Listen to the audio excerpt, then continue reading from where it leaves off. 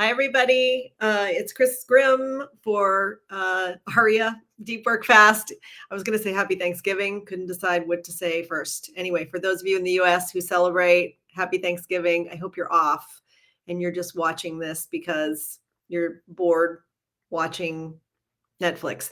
Anyway, today I'm going to talk to you about two things that is related to what I've been doing the last few weeks, really trying to help you all be at your best and get clear about the difference between behavior and our thinking patterns, the things that are tangible. That's what we did in week number 1, right? Talk about tangible things, the things that you can actually experience with your senses. That is the behavior, what people say and what people do, you and other people.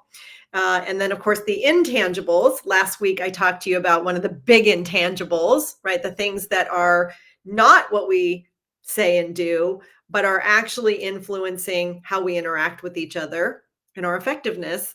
And that was personality. And I talked you through personality traits and the 4 big core functions of personality. So this week, I want to talk to you about mental models. You've heard me use that term before when I taught some things on values. I'm sure some of you heard me use that. When I talk about worldview, I also talk about mental models. Today, I want to explain what mental models are, why we have them, and I want to talk with you about a tool that is quite easy to use. We teach about this tool and mental models in our leadership programs, our management programs. So for those of you who are anyone's boss or a partner or a parent, you probably fit into one of those categories, if not all of those categories. This is a really great topic today and tool that you're going to get at the end. Of course, Heather, Mission Control, has already put our blog in the chat. So if you haven't seen it yet, there's more on the 2 things I'm going to talk about today. So let's jump in and talk about what mental models are. So you have mental models that make up your worldview. Your worldview is a big thing. It's layers and layers and layers of all parts of your life that form how you view the world and yourself in the world.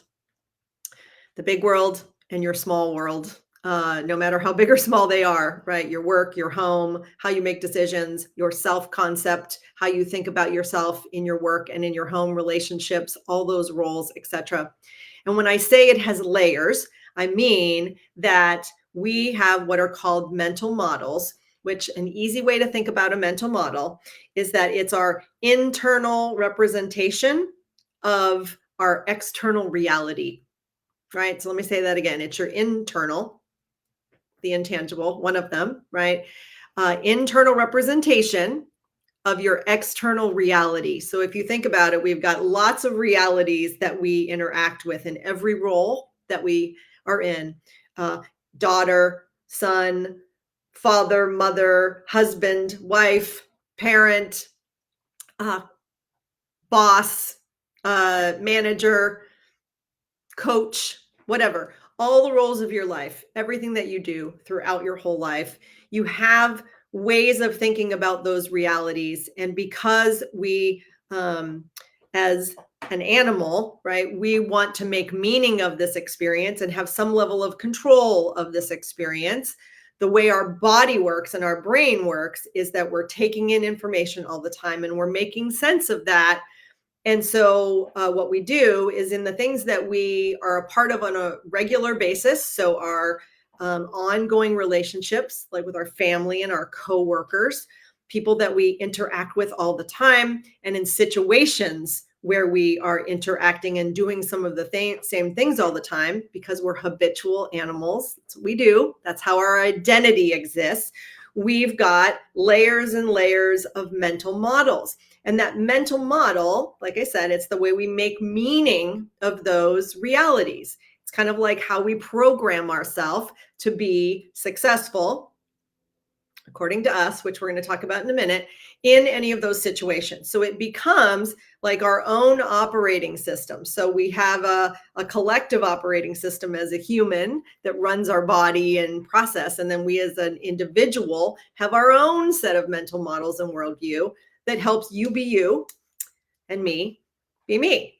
So here's the good and bad news. So many of the frameworks and models, right? So sometimes a bunch of our models together create a whole framework, like Chris Grimm, the coach, that has a whole bunch of rules to it and mental models about how I interact with my employees, how I interact with my customers, what those ideal situations look like, how I'm going to behave when they don't work out, right? Those are all programmed habitual patterns because I've been doing this 28 years. So I want you to think about yourself and realize, just know that and be aware that you have all of those mental models going on. Many of them are great and good, and we need them.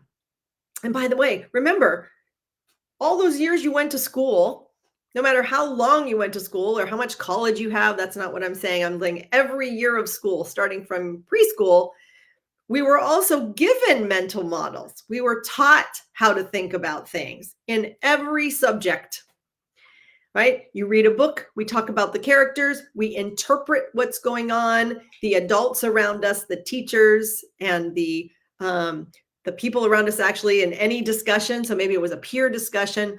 All of us are always constantly sharing our views of things. And those views are anchored in a mental model. That's how we make meaning. And if something is brand new, we form a new mental model. That's what happens because that's who we are. So, like I was saying, sometimes that's really good. Sometimes our mental models become a little dangerous and they are so constricting or they're so limiting, they can actually lead you to make bad decisions. They can sometimes drive behavior that's unproductive, right? So this is how the intangibles sometimes become tangible, right? Because our mental models are influencing and often driving what we're doing or what we choose not to do. So hopefully you're putting the dots together here because I'm often talking with you and others in Deep Work Fast, right, about kind of the human condition, which is we're all operating all the time. And most of the time we are either getting disappointed because the situations and the people around us aren't meeting our expectations and are not satisfying our mental models about what we think should be happening. And maybe it should be happening. I don't know. But like I said, there's good parts to this and there's not so great parts of this. So here's why it can go good or bad. So you've probably heard me use the term growth mindset or success mindset, not an uncommon term now. You can find it all over Instagram and LinkedIn on people's posts, motivational speakers and thought leaders, right? Pushing you to expand the way you think. And really what they're asking you to do at a practical level is to not get stuck in your mental models to the point where you miss the opportunity to learn. You miss the opportunity to kind of see past whatever the limitations are around your model that you've had for a long time, right?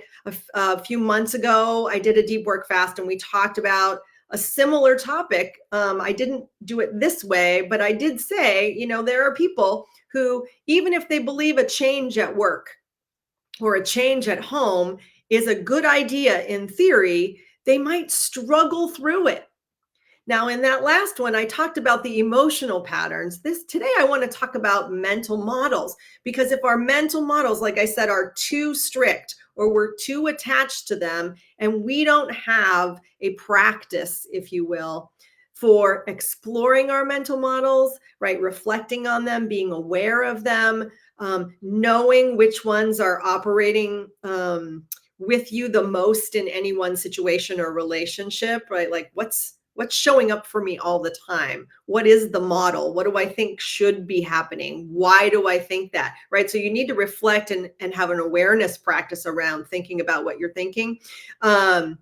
It also would help, and the tool I'm going to give you can actually help you do this, which is being able to advocate better for yourself when you learn how to use a tool where you can actually explain your what's called ladder of inference, which is also the name of the tool I'm going to show you in a few minutes, right? And that means the step by step process you go through to draw the conclusions and validate your own thinking before you take action. Now, most people are doing this all day, every day, unconsciously. And because we're moving so fast and doing things unconsciously, unfortunately, most people sometimes miss the opportunity to expand their mindset, right? To see things differently than they normally would. They're just moving too fast. And I want to tell you, here's a part of what also makes our mental models sometimes hurt us, which is our mental models depend on us believing a truth. And sometimes that viewpoint or our truth, well, we believe it too much. We believe what we think is true. We have to be right about it. And then, depending on the situation or the relationship you're in, if we stay there, like, I know what my truth is, I'm right about it, it's mine, I'm going to be right. I'm going to be right whether all of my data and my arguments are obvious and right to you. I think you know where I'm going. You probably know people who even behave that way, right? Often we are actually thinking that, by the way, even if we don't show that to other people. Could be you. This is awareness, everybody, right? So let me just go back around that because it happens all the time. Our mental models are meant to help drive us every day. Many are unconscious. Even the conscious ones still want to help us make the right decision, which means we're drawing conclusions. We're like, it's our inner Sherlock Holmes, right? Like, we're looking for data, we're looking for information that's going to validate our truth. Because who wants to show up to a meeting and make a recommendation that's wrong? Not you, not me either. So, because we're driving for truth, our truth, we're driving to be right, us being right, it means sometimes that our mental model could be so, like I said, constricting and limited, is that in our drive to be right and have the truth and make the right decision, sometimes we have now rejected other information, data, and we can't hear what other people say after a certain point. And so what happens is that oftentimes our mental models can drive us to have an attitude and a how do I want to use the word? We just show up and it's like, well, isn't it obvious? Like, of course this is right. I collected all the information. I made the recommendation. I know this is the right way to go. I've done it 20 times before. I've been in this role for 30 years. I think I've heard you all say these things. When we stay there and we believe that so deeply, we are now setting ourselves up for potential conflict. Subtly, we could just be rejecting or implying that the other people are wrong, dumb, not doing their homework, not paying attention, whatever. It happens all day, every day. You all know that that is true. I'm sure that you see it playing out. My goal here is for you to know yourself, for you to have a tool, which I'm going to just talk to you about right now. But I want you to know why I'm going to introduce this tool. So I spilled the beans a few minutes ago and I said the name of the tool is the Ladder of Inference. And in a second, Heather, don't put it up yet. I'm going to have Heather put the graphic up on the screen so I can talk you through it really quickly. It's also in the blog, but I picked a different one. Anyway, I'll shut up.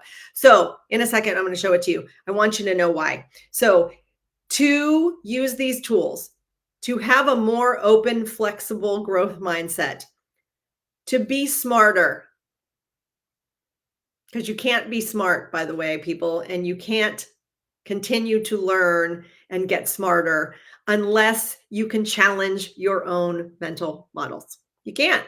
You can't. You have to create space for new. You have to be willing and curious. And to be those things, you often can't just decide it and walk into a meeting because your defaults are going to show up, because most of the time at work and at home, we're just, like I said, moving fast, but we also want to be right. So to get this to work, you need a tool like this. So this tool is going to help you with reflection. Like I said, awareness first.